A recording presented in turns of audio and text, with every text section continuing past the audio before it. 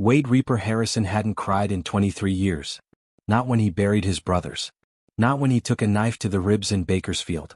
But watching a stranger lose her job defending his daughter, watching this waitress named Amy stand between a grown man and a terrified 16-year-old, something cracked open inside him.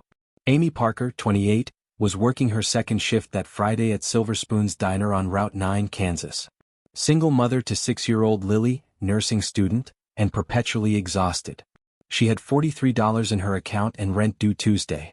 When 8 Road Kings motorcycles pulled into the lot that evening, most customers tensed. But Amy just smiled and took their order. Wade Harrison, the club president, sat with his daughter Beth, 16, miserable, and ashamed of her biker father after cruel classmates mocked her online. 10 minutes into dinner, Amy found Beth crying in the bathroom. The girl was devastated by texts calling her trash, saying her dad was a criminal. Amy sat on the floor beside her and shared her own story. Her daughter's father was in prison and she knew what judgment felt like. She held Beth while she sobbed.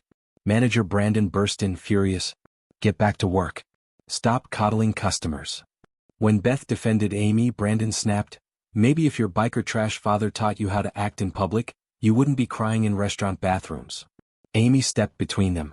"Don't you ever talk to a child like that." Brandon fired her on the spot. Wade heard everything. He appeared in the hallway, his voice low and controlled. "Beth, get your things. We're leaving." Brandon went pale, realizing whose daughter he'd insulted. Before they left, Amy gave Beth her number. Wade thanked her. "You put someone else first.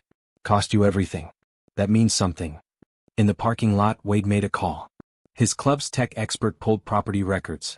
Silver Spoons wasn't owned by Brandon. It belonged to Brandon's grandmother, Helen Rodriguez, who had dementia and lived in a nursing home. Brandon had been embezzling for years, telling Helen the diner had closed while pocketing all profits. The next day, Wade and Amy visited Helen. They showed her photos of the thriving diner. Helen cried. Brandon had lied to her for 5 years, stolen over $200,000, made her sign documents giving him control. "I suspected," she whispered. "I just didn't know what to do." 1 week later, the Road Kings filled the diner. Helen walked in with her walker. Brandon's face drained of color. "Grandma, what are you doing here?" "I came to see my diner, Brandon." Brandon panicked, tried controlling the situation. Then Helen's lawyer arrived with evidence. Doctored books, surveillance footage, employee testimony. Brandon snapped. "I've built this place. I've kept it running while that old woman rotted away in a nursing home. I deserve—" He stopped, realizing everyone had recorded his confession. Police arrived. Brandon was arrested for embezzlement and elder abuse as he cried and begged. But he'd also mortgaged the building. Helen was 3 months from foreclosure. "Not if you have the right people," Wade said. 2 months later, Silver Spoons reopened. Amy was general manager. The Road Kings had helped save the diner. Beth worked weekends, laughing and confident. Helen visited weekly, watching her life's work thrive. Brandon got 5 years. Beth moved in with Wade full-time, wore a Road Kings family patch to her graduation, and told her classmates, "My dad's not a criminal. He's the reason I believe in heroes." 6 months later, Amy graduated nursing school. Wade sat in booth 7. "You defended my daughter when you had everything to lose. That's the code we live by.